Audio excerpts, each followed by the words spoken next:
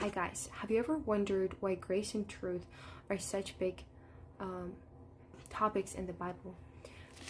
I went to a Bible study and we went through John 1 lines 14 and 17, and those two lines actually have grace and truth in them. So line 14 says, "And the word became flesh and dwelt among us, and we beheld his glory, the glory of the only begotten of the Father, full of grace and truth."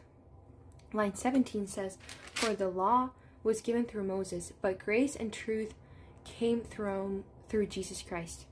So in Greek, grace means cherries, and what it means is that God giving what we did not deserve. So that could be forgiveness, mercy, salvation, anything that we don't deserve and God gives us, that is grace. Truth in Greek means aletheia, and it means God revealing what is his holiness, his righteousness, his word, any of the mysteries that God reveals to us, that is the truth.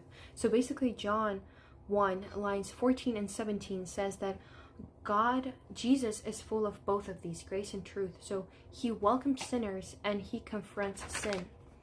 And there's a couple of other lines in the Bible that talk about grace and truth. For grace, it's Ephesians 2 line 8 and 9. For it is by grace you have been saved through faith.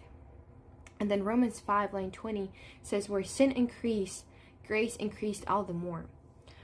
And the truth comes from John 14 line 6. It says, "I'm the way and the truth and the life." So Jesus is the way, the truth, and the life. So the truth is that sin leads to death, but the grace is that Christ offers the eternal life. And actually Romans 6 talks directly about this. Line 1, it says, "What shall we say then?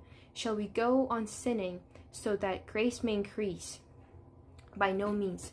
So even though it says in Romans 5 line 20, where sin increased, grace increased all the more, that does not mean that we're saved only through that. Yes, we're saved through his grace, but it doesn't mean that we can just go on sinning. It says, "Shall we go on sinning so that grace may increase? By no means." So that is the truth, that sin is going to lead us to death. And then Romans 6 line 16 says, "Don't you know that when you offer yourselves to someone, you're slaves of the one you obey, whether you are slaves to sin, which leads to death, or to obedience, which leads to righteousness." So either way, you're going to be slave to something. You just have to choose to what you're going to be slave to, righteousness or sin. Romans 6 line 18 says, "You have been